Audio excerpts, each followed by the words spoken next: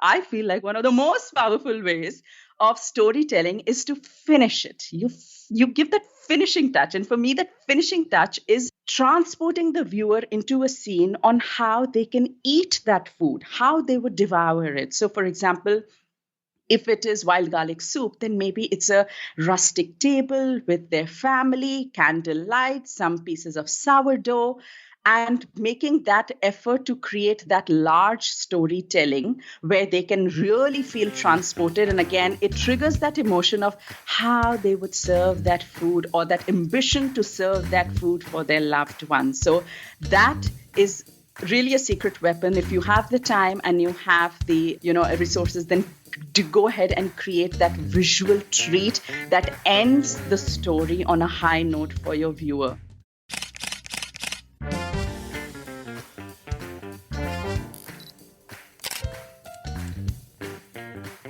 This is your host, Dyutama, but you can call me DJ. And I love to inspire food photographers to dream. I spent 15 years as an architect studying buildings and constructing hospitals before taking the biggest leap of faith of my life, which was setting up a food styling and food photography business right from scratch. If you're a dreamer like me, wanting to start a new photography business or grow your existing food photography business, jump right into a world where I share practical, actionable strategies to improve your photography skills, to work with clients, make more money, all with a fearless mindset. This is the My Food Lens podcast, and we take you one step closer to your dreams. So let's go.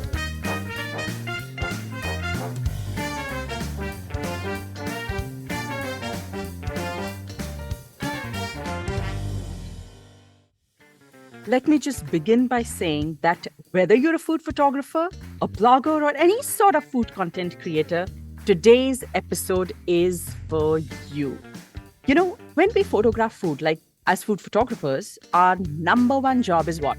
It is to photograph food in a way that transports a viewer into the frame, right? So the moment they look at a photo, they feel compelled. They feel compelled in a certain way.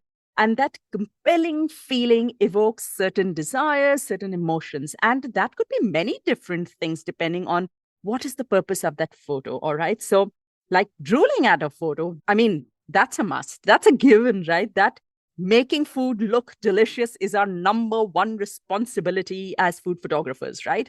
A food photo has to look delicious. That's its job. And that's our role and responsibility as well. But also, what else could that compelling feeling mean? What else could it mean that the viewer is transported into the frame? It could mean that they want to buy the product that they see in that photo. It could mean that they feel inspired to create a similar photo. It could mean that they want to create the recipe. Or it could even mean that they imagine themselves eating or serving that food. All right. So transporting a viewer into the frame is essential and powerful. And one of the most powerful ways for us to be able to achieve this kind of a response to our photos is through visual storytelling. Ta-da! We photographers are called visual storytellers for a reason. But oftentimes what happens is that, we get stuck with this big terminology of visual storytelling. And we get stuck on the concept. Oh, what's my story? I need to shoot these brownies. What's my story? I don't know how to create a story. I mean, how do I get creative? Many times, actually, I'll be honest, many times we don't even know what storytelling really means.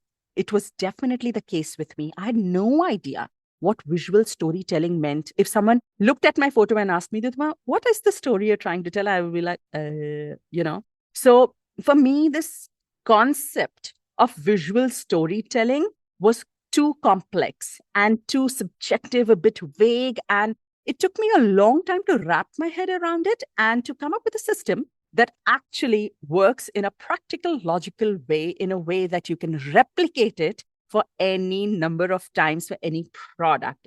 And sometimes we run out of ideas. We have blocks. We don't know how to bring out that storytelling. Even if we understand storytelling in a very good way, we are stuck at many times. And we cannot sweep our audience off their feet, and we cannot transport them, and we cannot bring forth that compelling feeling. And that's when our photos don't serve the purpose that they are created for. So today's episode is a little bit different than what you might have heard on this podcast before.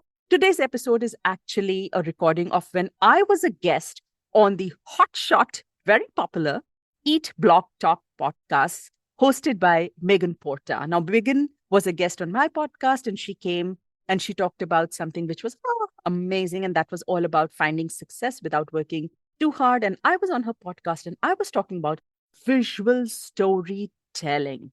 So even though the conversation that you're about to hear is geared towards food bloggers, it is every bit relevant and valid for us food photographers and any kind of food content creators, because at the end of the day, boss, bloggers also turn into photographers when they have to tell the story of their recipe, right? So this episode is for all food photographers, all bloggers, and all content creators. Come one, come all. All right. I think actually it is particularly also relevant for food photographers because many of us as food photographers also create recipes, even though we may not be professional food bloggers. But many times for brands, we still have to create recipes. I know I have.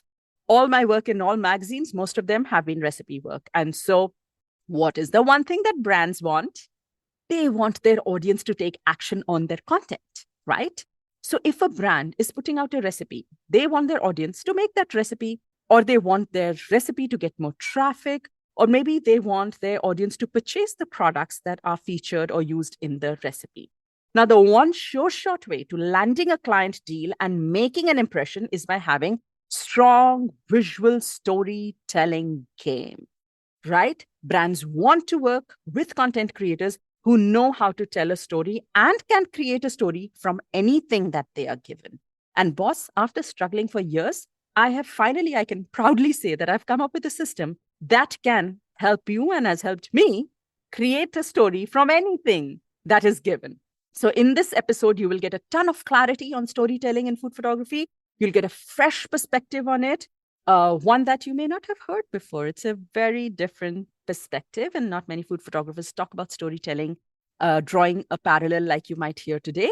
You'll also hear some common mistakes to avoid that actually disengage your viewers from your content. So something that you need to be very, very aware of, and our ever so present struggle of styling ugly food. I share a lot about that as well. So before we dive into that episode, please remember there's a free storytelling guide that is linked in the show notes. It takes you step by step through the process of creating a visual story. No matter what your subject is, I have simplified and just made this such an easy and straightforward process because that's how I'm able to create my own photos. And I think it'll be very, very useful for you as well if you struggle or you have a block or you want to just come up with a creative idea every single time. Download that free guide, use it, and you'll never be out of creative ideas or you'll never have doubts whether you are capable and whether you can create a powerful visual story. All right. With that, let's get started with my episode on the Eat Blog Talk podcast.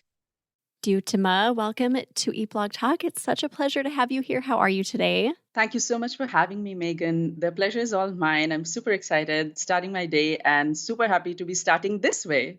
Yes, well, we're across the world from each other. I'm ending my day, you're starting your day. So we both mentioned before recording that we're both, just you're getting into it, I'm getting out of it. So have grace if we stumble a little bit. This is going to be an amazing chat. We're going to talk today about that power of storytelling. We all are not only food bloggers, but we're food photographers.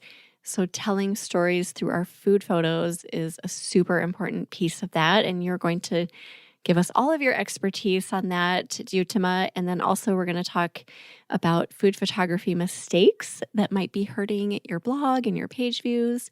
So we'll get on into all of that juicy stuff. But first, I think it would be really valuable if you shared a little bit about My Food Lens, just like when you started, what it is. Tell us any information you would like to. Thanks, Megan. Sure. So, My Food Lens is actually a photography company.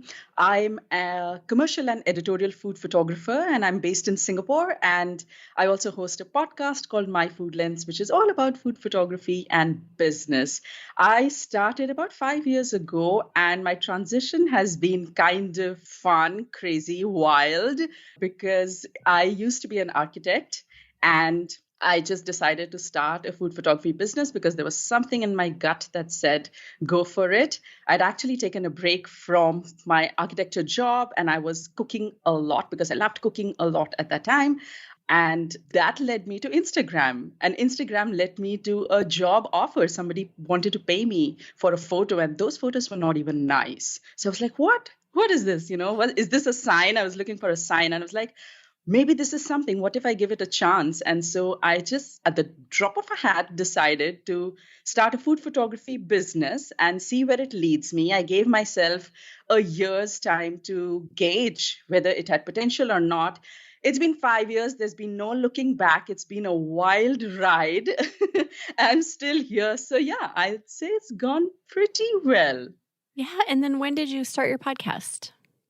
The podcast started 2 years ago. Yeah, and it's been a wild ride as well. It was a morning of me looking outside, early morning, outside my window at the sunrise. My husband walked into the room and he said, "What are you thinking?" I said, "I think I'm going to start a podcast." He said, "Why?" I said, "Because I think I need to." He said, "Why?" He said, photography is visual, right? I said, "Yes." He said, what podcast is an audio thing?" I said, "Yes." He said, "So how are you going to do it?" I said, "I don't know." He said, "When are you going to do it?" I said, "I don't know." And he said, "Great. Sounds like a plan." Oh. So it's been 2 years. We've been podcasting. It's a weekly podcast. It's all about photography technique. It's a lot about business, but it's so much embedded in mindset, which is a huge part of our creative world. I love your story. I love that you never looked back once you made that decision to go from architect to photography business. And yeah, it is a wild ride being an entrepreneur, isn't it? It's like something that you would never replace. But when you look back over time, it's like up and down and all over the place and so much fun. And just really appreciate you sharing that all with us. And then talking about like the fact that I'm on the end of my day and you're on the beginning of yours, I forgot to ask you for your fun fact. So we framed it. Now let's just go back there really quick. Do you have a fun fact to share? My fun fact is actually quite related to this, and that is that I actually switched to food photography after 15 years of being in architecture. So it was a switch, and it wasn't just like I didn't like something. I was there for more than a decade. And when I did decide to start a food photography business, I had no idea how to use a camera. I had never used a DSLR camera in my life. I had no idea how to take a professional photo. And yet I had decided, okay, that's my stable career. I'm going to move on and jump into completely uncharted waters. So that's something fun. Ooh, that is fun and so relevant. I think it's so brave that you did that, just following your gut and having this idea that you just believed in and following it and doing it despite the odds. I'm so impressed with your bravery. I think a lot of people would have shoved that down or made excuses or thought, it's not worth the trouble. I'm not going to go there, that sort of thing. So nice work. And I'm really glad that you pushed through.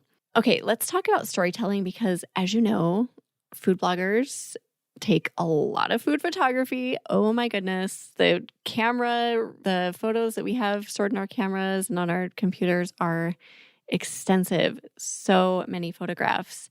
And you believe, Dyutama, that storytelling piece is really important when we are taking the food photos and we're not just quickly snapping quick pictures of the food. So do you want to talk through what storytelling even is? How would you define that?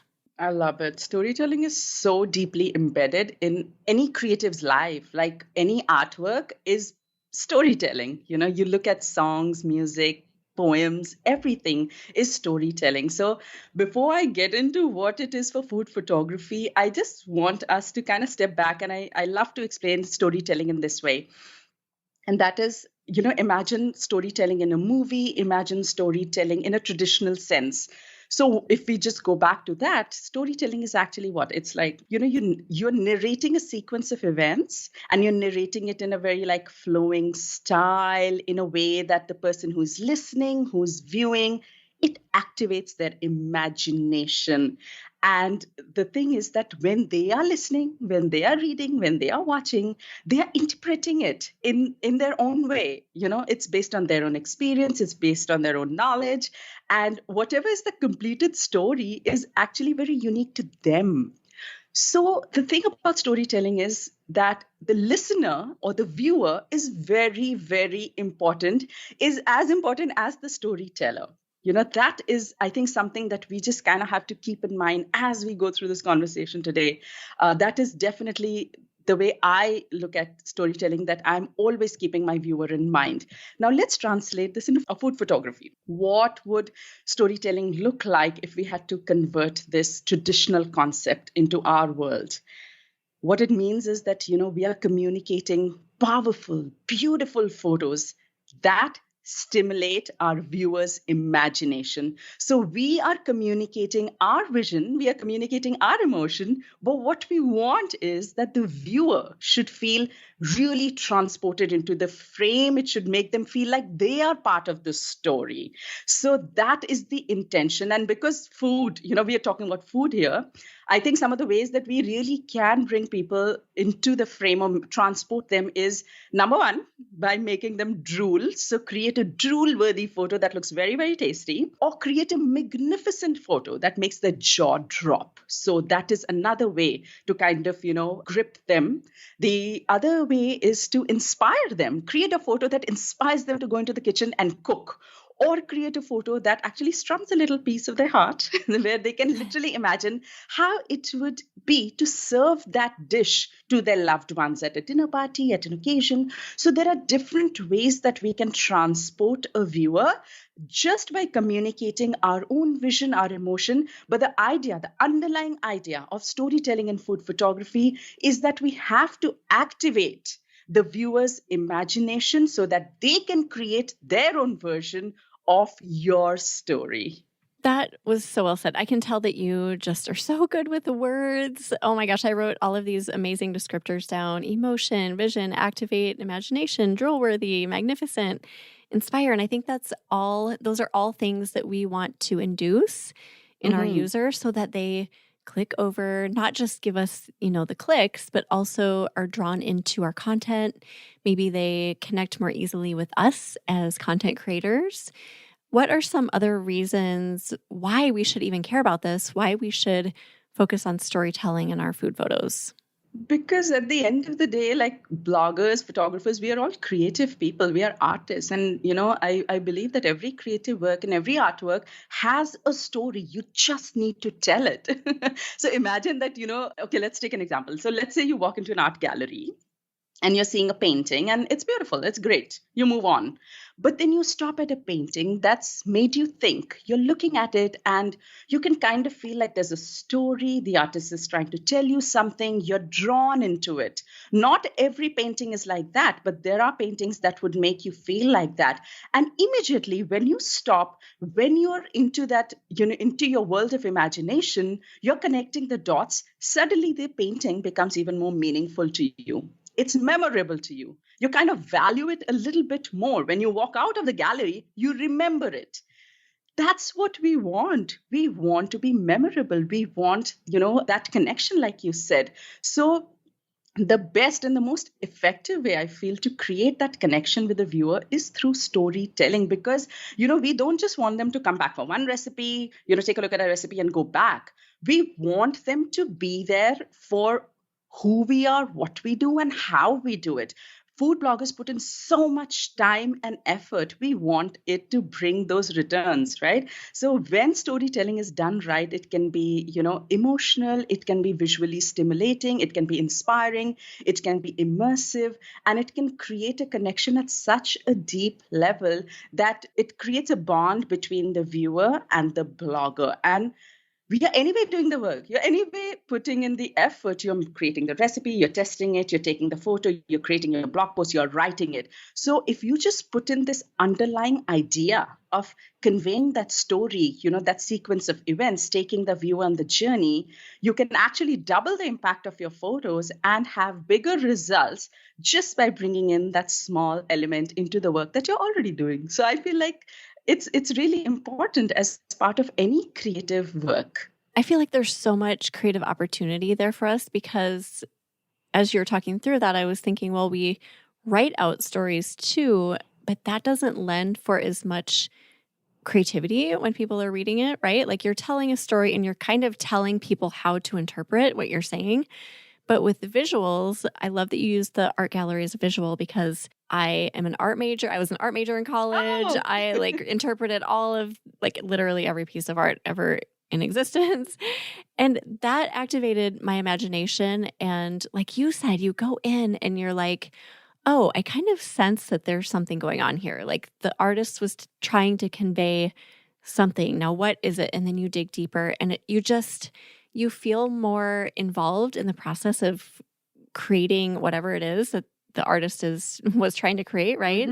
As opposed to just reading words on paper. So I feel like that visual story is so much more powerful. Does that make sense? Absolutely. And Megan, there's a reason they say that a picture is worth 1,000 words. So you can write 1,000 words, but there's no guarantee somebody would look at it. But if you put one visual that can communicate it, there's a higher chance for somebody to want to read your 1,000 words, Yeah. So I truly believe that visuals are so powerful, and that storytelling element it can really hit the spot for a viewer. Yeah, I love that so much. So how do we do this? How do we put together one single visual image taken by our camera that tells a story? Well, it's usually so storytelling is hard to be done in one single image if you're creating it for a recipe. However, there are different aspects that you can incorporate. And for bloggers, there are different steps that they can think about. During the recipe creation, there are different steps, and they can think about what kind of story they can tell at each step to be able to make that connection. I personally feel that one photo to make an impression should be your first photo. And that should be a really powerful, beautiful photo that induces some kind of an emotion. But if you are really trying to create a story on your blog post, on your recipe page, then you have to create that sequence of events that we talked about in our traditional story. So you have to take the viewer on a journey, and it has to take them from one to the other step, kind of intriguing them, making them want to explore more. So if you really want to know what would be a good opening image, I always feel that a good opening image is showcasing the richness of the ingredients that you're using, because that immediately puts your recipe into context. So let's say that you're creating something like a chocolate cake, or you are creating like wild garlic soup. Let's say wild garlic soup. For a chocolate cake, you can literally have cubes of frozen butter, which are kept on the kitchen counter, and you can have some condensation on it and take a close-up shot of it. And suddenly the viewer is like, oh my God, that butter, it looks beautiful. But also, I want to see what they did with it. All right. Similarly, if you have something like a wild garlic soup and you're growing wild garlic in your garden, go to your garden, snap a shot of you picking out the wild garlic from your garden, and take the photo of that wild garlic in the mud in that context. So immediately the viewer is drawn. Number one, it's something different. They've never seen this before. And secondly, they're thinking, wow, it's earthy. They are connected to it. Maybe it's something that they can relate to. And they immediately want to know that, oh, wow, what did she do with that? Or what did he do with that? So if you're just talking about an opening snapshot that tells a story and intrigues the viewer, I would say showcasing the richness of the ingredients would be a great place to start. So interesting. Okay, so you're saying not just focusing on the single photograph, but using your post as a way to showcase the story through visual images. Oh, 100%. I feel like actually, so here are two rules. My two rules of storytelling in food photography. Number one is that the listener is the boss, or the viewer is the king, and you can never, ever, have only your idea put into it. You have to also see how they would interpret it or how you want them to interpret it. So you have to create the storyline in that way. That's number one. The second rule is that you don't ever give out too much. You see, even when you're watching a play in a theater or you're watching a movie, every scene is not a step by step by step. You kind of connect the dots as you go. So don't give out too much. Don't just put out your best shot and don't just do one shot and that's it. There are so many opportunities, like you said. You could showcase the richness of ingredients. The second is process. You're chopping, cutting, washing. There's so many things you're doing. And that is a real place where people start connecting emotionally. So pick something that has a high emotion. Pick a step that has high emotional value or a very unique step in the process. So, for example, a high emotional value scene would be something like if you're boiling pasta, that steam of boiling pasta, or you're drying pasta. Now, those photos we see quite often on social media and they do really well. And that is because they have very high emotional value. The other thing during the process that you can think about is showcasing something very unique about your food. Let's say you have a purple sweet potato mash. You're mashing the potato, so showcase the color. Immediately, the interest is drawn. So that is part of the story as well. The other step is cooking. So once you've done your process, you're into cooking. Don't show the finished products so quickly. Show the half-cooked food. Show the half-cooked curry with the veggies kind of raw, your hand in the frame with a spatula, maybe the fire up on the stove, or something that gives the viewer, the anticipation. So you're taking them through the sequence, right? From the ingredients to the process to the cooking. Then you come to the finished product. You show them, ooh la la, this is what it's going to turn out to be like. This is what you're going to get in the end. So right from picking that wild garlic from your garden, here's that beautiful, vibrant soup that you're going to, put on the table.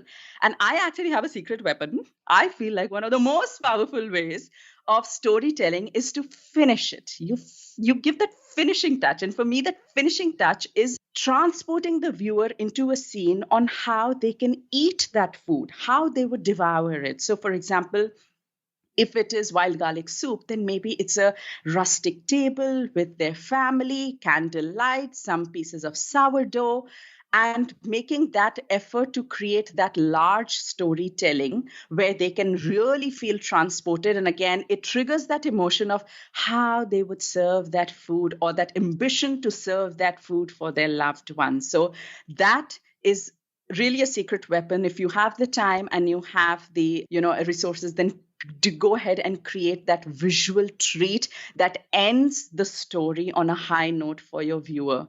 The other thing, Megan, that we've been talking about is mostly photography, but I feel like videos are so powerful as a starting point. I know you asked me this question before, and I feel like having a short video as a starting to your recipe blog post can also be extremely gripping. Just a GIF, something that you can even take on your phone, just a GIF of you pulling out that wild garlic from the garden and having that as a starting point of your blog post, it's movement.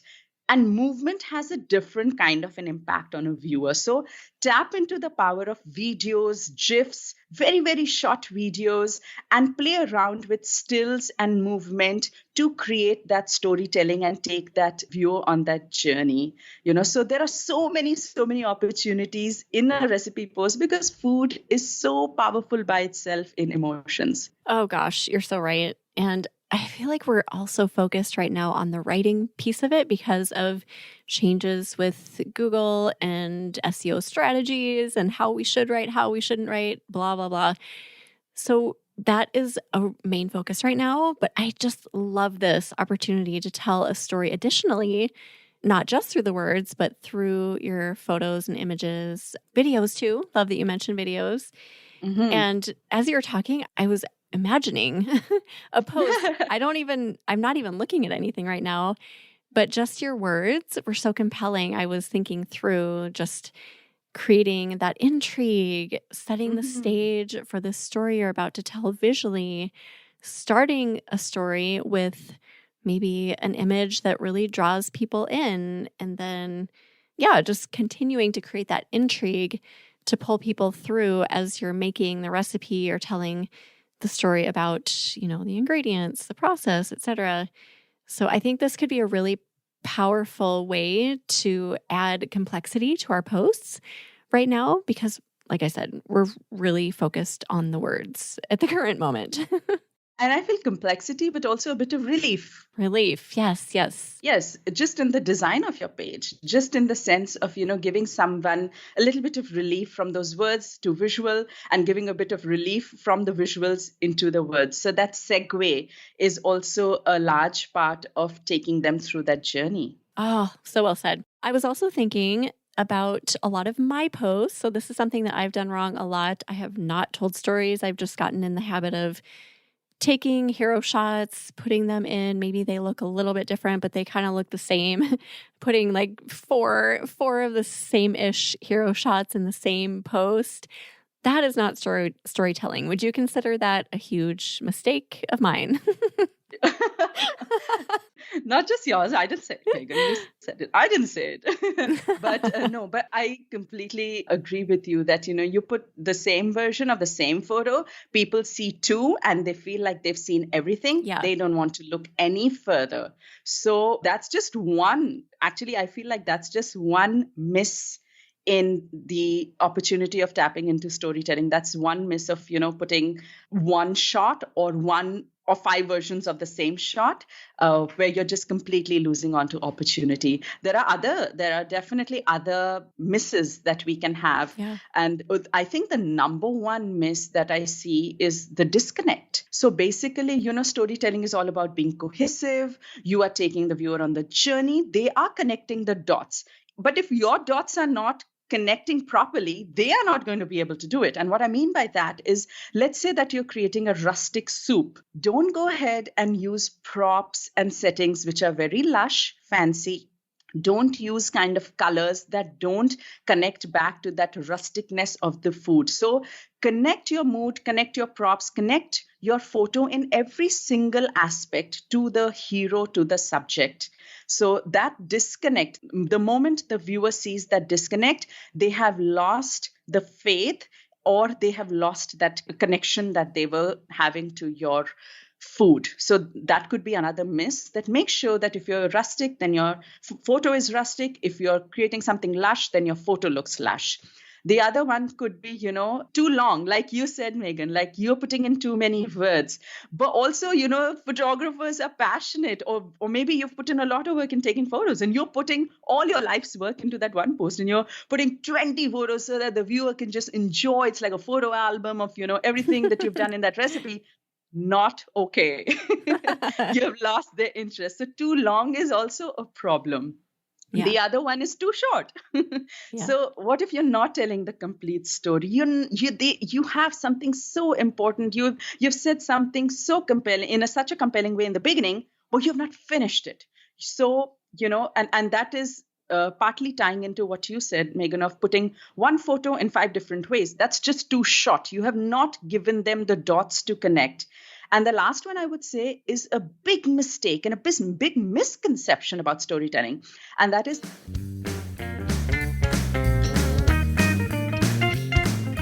a lot of us feel that storytelling photos mean large compositions. It means so much time. It means lots of props. But that is not true. Storytelling is about putting one piece of a wild garlic stem on a table with some mud on it and a rustic wood and telling the story that you have just pulled it out of your garden. So storytelling is not about large compositions. So don't make it that. Let's be efficient. And with staying efficient, we can make a larger impact. So that is a misconception that we don't need too much time to be able to bring in storytelling into our photos. Oh, so many things you touched on there. Almost all of them I've done wrong at some point. I have enough posts that I can say yes, yes, yes to most. The one I thought that was most interesting was the disconnect and how the viewer can see disconnection within a scene or within a post even. It's like if you're watching a movie and something just doesn't align with kind of the vibe of the movie and you're like, wait a second, something is weird here and you just kind of want to turn it off. It's that same thing, right? Absolutely. It's like a college student wearing Gucci to school, so you don't want to show that. That's just absolutely like, Totally, disconnected. Yeah. So when you're preparing to tell a story about a recipe, you're not a food blogger, but if you were a food blogger and you were putting a post together in this way, would you think all of this through ahead of time? Would you map it out? Would you write like storyboards, or would you just use your intuition and dive in that way? For sure, not use my intuition and wing it.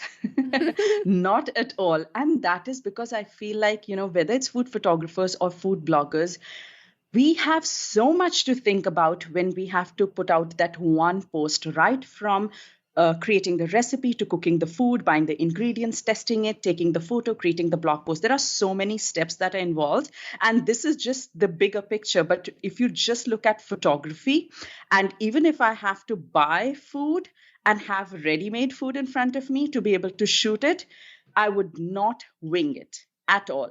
I have a proper system, and I have like a storyboard. I have steps. There are things that I must decide before the photo shoot, so that when I'm doing the photo shoot, all my energy is going into making it better, more creative, and I'm not taking decisions at that time and losing on to all my creative energy.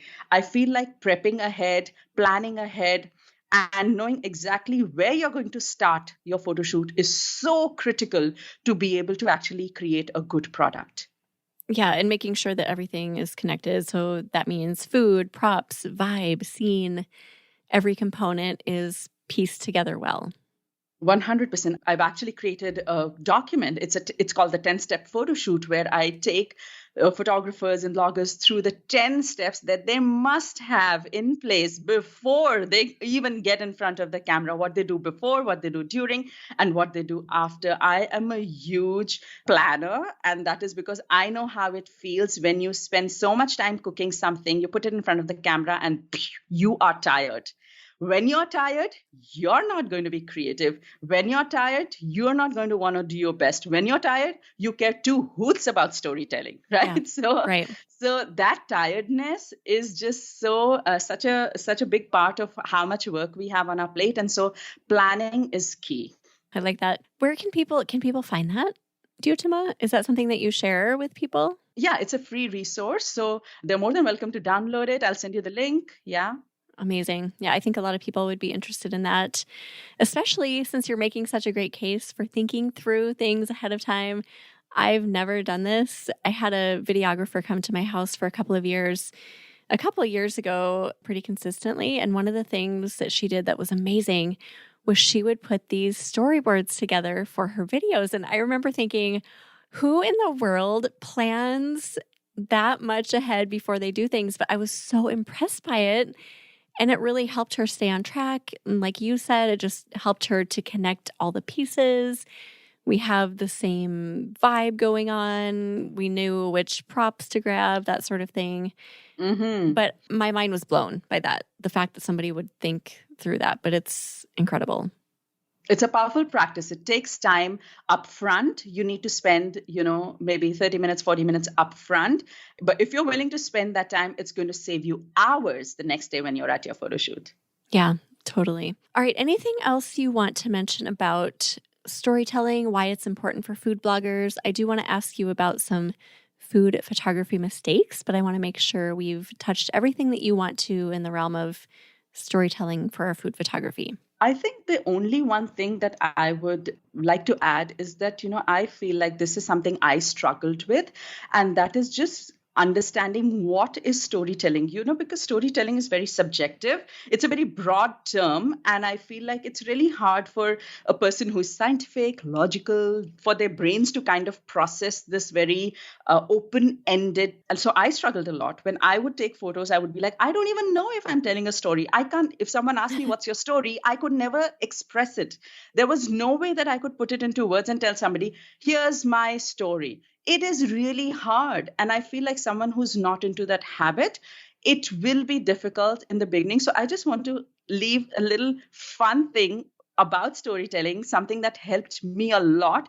And hopefully, anyone who's struggling will be able to kind of relate to this kind of model that I created for myself to be able to wrap my head around it. And that is, we talked about movies, novels, we talked about everyone likes to watch TV or read a book. So if you're ever stuck with storytelling, think of your favorite movie, think of your favorite novel, think of what are the things that go into a novel or a movie. So you have a plot, which might be a storyline, you have a hero, you have supporting characters, you have a theme where the movie is set, you have a genre for the movie, right? So now think of your recipe as the movie or think of your recipe as the book. The plot is actually your recipe. So your journey, the journey you're going to give is the plot that you need to unravel through your photos, all right? Then there is a hero, which is your main subject. There are supporting actors. So those would be your ingredients, your garnishes.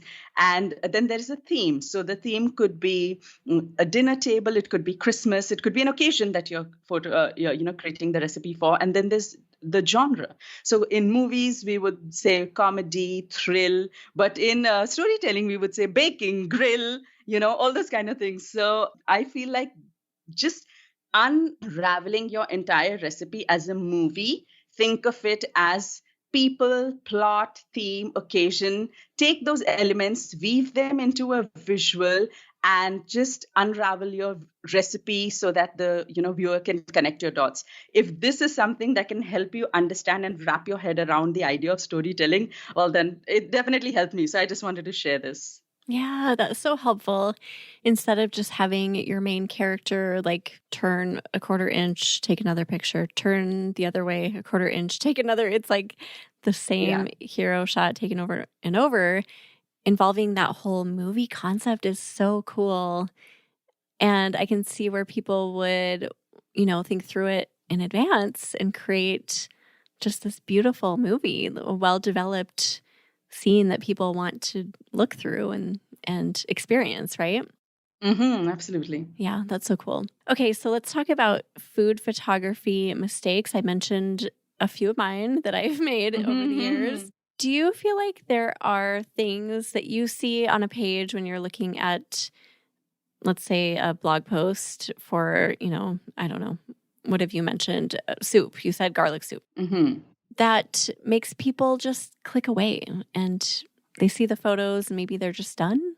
What are some of those things? Yeah, definitely. I think we have all been there. We have all been that viewer who clicks away and bounces off. And I think the number one reason is the first impression. So making an impactful first impression is highly important. If we've not gripped someone, if we've not hooked someone with either something very powerful to say or something very powerful to see, then we have lost that opportunity. So when I say that we've not made an impactful first impression visually, I would say that your photo is maybe technically weak, or you don't have enough of a storytelling to have connected to them emotionally. And so that's a gap, and they've gone and they've bounced off and they're like, oh, no, let me just see if someone else has this recipe. Where else can I find it? They don't want to read anymore. So the first impression is definitely one reason why they would bounce off. But would you like me to kind of talk about from a photography point of view, what are some things that make people kind of bounce off and not stay on the page? Sure. So like a single photograph, if you see a photograph and just makes you kind of turn away from that. Yeah, single photograph, but also the mistakes in the photograph. So you can most definitely have 10 photos of, which you think are great, which tell the story of your recipe. You might think that, oh, I've put in the step-by-step kind of photos in my blog post, but my blog post is not doing well. Well, maybe because your photos are not doing justice to your recipe. You could have the most magnificent recipe in the world, but if your photo is not delivering the richness of it, then that's a lost opportunity. No one wants to see that. So I think the number one thing that you would want to correct or kind of take note in your photography is lighting. I feel like a lot of food bloggers work in a rush. And so for them, the main idea is, how can I get this recipe out? And it's such a great recipe. They've spent all the time writing, like you said, they've spent all the time creating the blog post. And so when it comes to photography, it's kind of like a quick thing. So they might use lighting, which is in the kitchen, lighting in the dining room. They've not really paid much attention to it. And, or even considered whether there is enough light, how are they showcasing the food? And so when you're not using the right light or you're not using light powerfully, you've lost the opportunity to convey texture and the deliciousness of your food. So your recipe might be great, but you have not made the viewer drool. And so they are like, oh, that doesn't look very tasty. I'm just going to go and find the next recipe. So that could be something, that all photographers say, that lighting would be key. The other one is camera angle. What if you've taken all these photos and you've shown your food, but you've not tapped into the most photogenic side of your food? So if you're creating a soup and the angle at which it looks the best is very different from the angle at which a cake would look its best. So are you just like, I don't have much time, I'm just going to take a photo top down, or I'm just going to, shoot like this, and that's how I take all my food photos and I'm just going to put them up? But the thing is, you've not really considered that your food might not be looking its best in that particular camera angle. Maybe it saved you time, maybe it was convenient, but it's not conveyed the utmost physical appealing form of your food to the viewer, and off bounce they are like, that doesn't look great, I'm going to go off. All right, so that could be another reason. The other one is storytelling, for sure, that we talked about, that you are not conveying the story, you're not giving them enough, or you're giving them too much, or you're not tying it, it's not cohesive, that underlying thought is just missing. So they are just not buying into this recipe. They're like, it just looks disjointed, or I don't know, where is this? It looks a bit random, or, okay, they see a parallel recipe on another parallel blogger's website, and they're like, oh, wow, yes, that's the one. Oh, I have that table as well. Maybe I can serve it like this. Maybe I can do that. And immediately they can draw that connection. So storytelling is another part that you might be missing in your photography. And the last one, which is quite, I feel like, which is something that is highly, highly overlooked, is colors. What is your brand color? What is your photography color? What is your food color?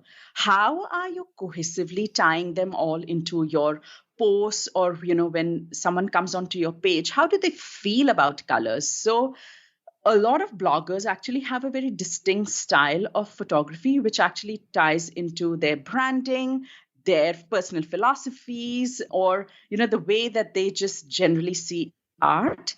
One of the ways that I feel like viewers don't connect to the colors on your page is when your colors begin to look fake.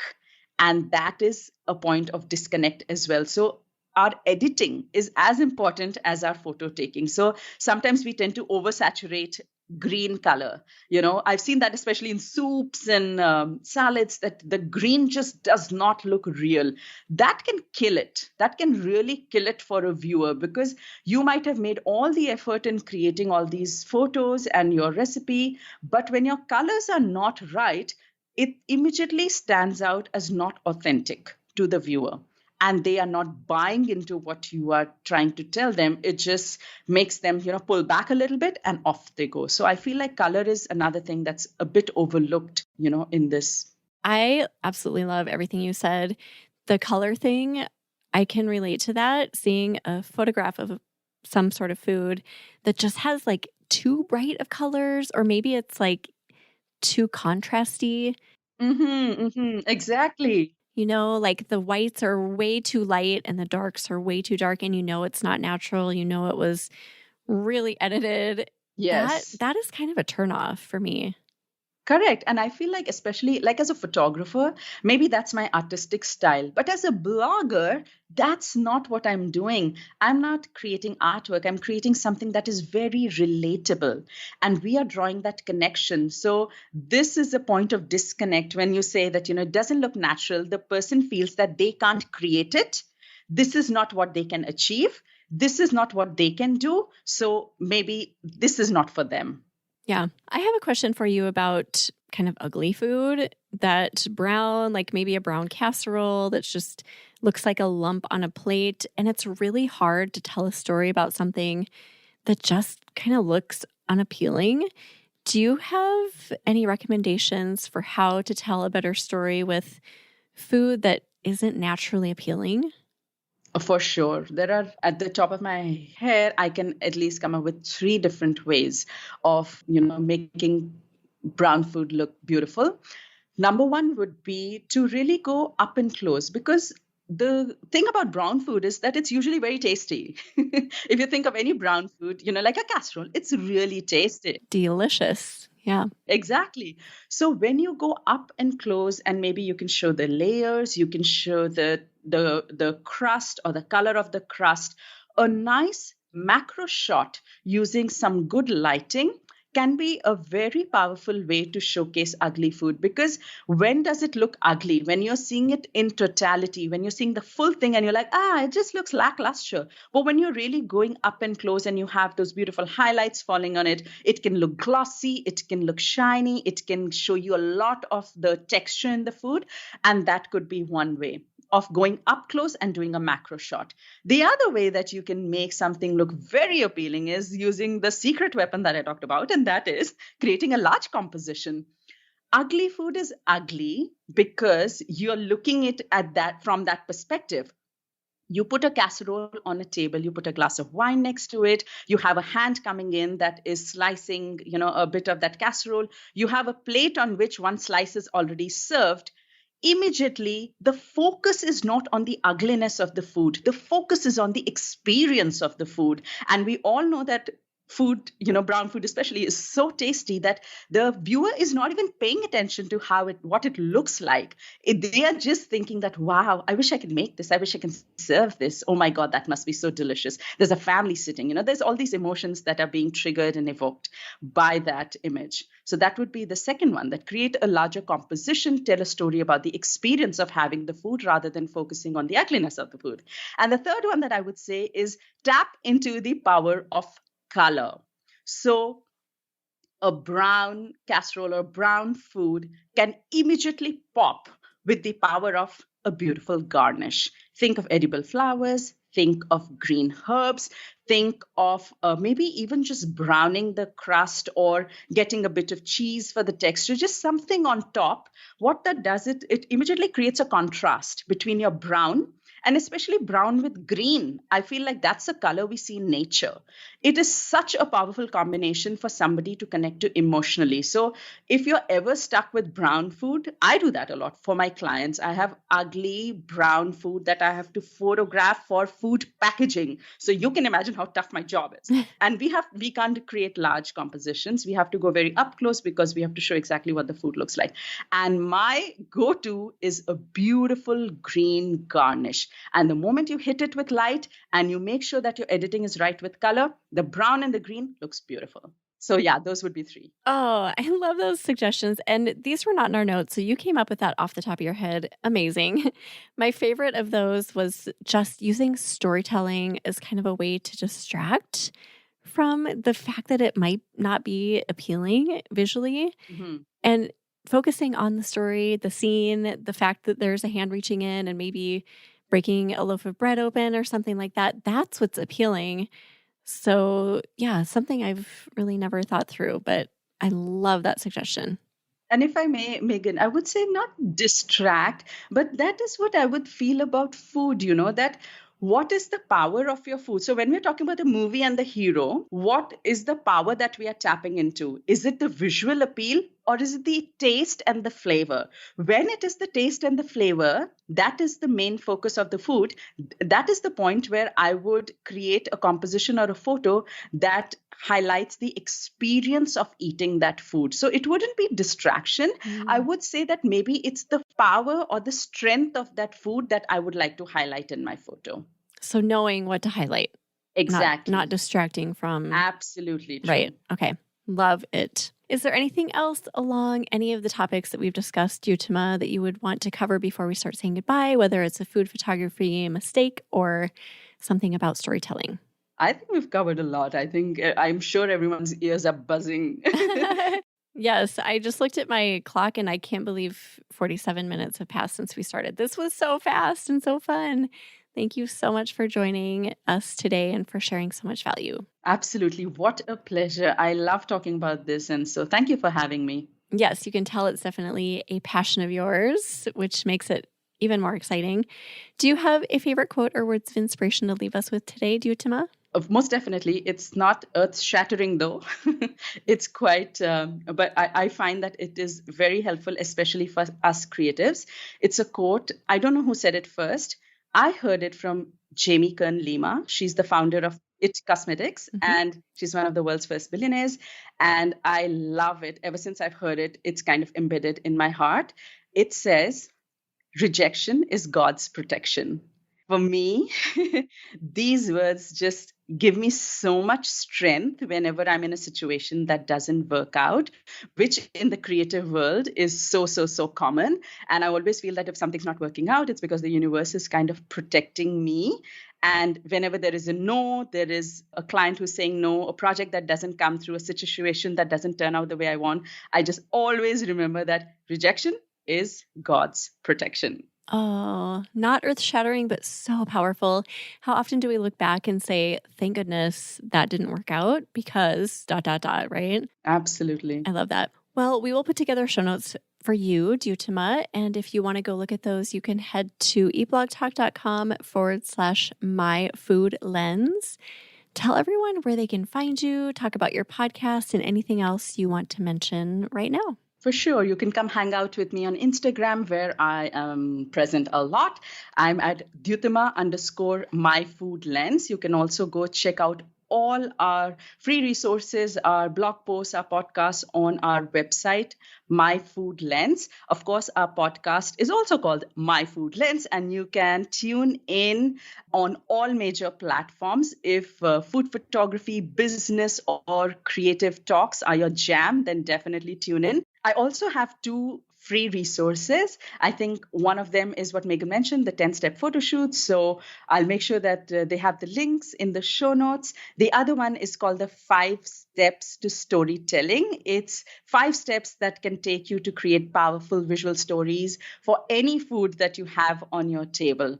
So come check us out at My Food Lens. Everyone go check out Dyutima's beautiful food photography, her amazing podcast, all of her offerings. So happy to have you here, and thank you for offering those great, valuable resources. I hope you enjoyed this episode and this conversation, and it gave you a new way of looking at visual storytelling. And it also emphasized how absolutely critical visual storytelling and powerful visual storytelling is for us photographers and content creators to, actually make an impact with our photos, for catching more attention from brands and for successfully landing deals with those brands. So from a creative angle and from a business angle, visual storytelling is one of our best friends, our most powerful tools, and one of the most expressive mediums for us to convey our emotions and our creativity to the world. All right. So I hope that you enjoyed this conversation. I hope that you have downloaded the free guide that is in the show notes. If you want a step-by-step manual on how to build a story super easily in your photos every single time. All right. Of course, if you have any questions, feel free to email me at hello@myfoodlens.com or DM me on Instagram at Dyutima_myfoodlens. I'll see you next week with another episode. Until then, bye-bye.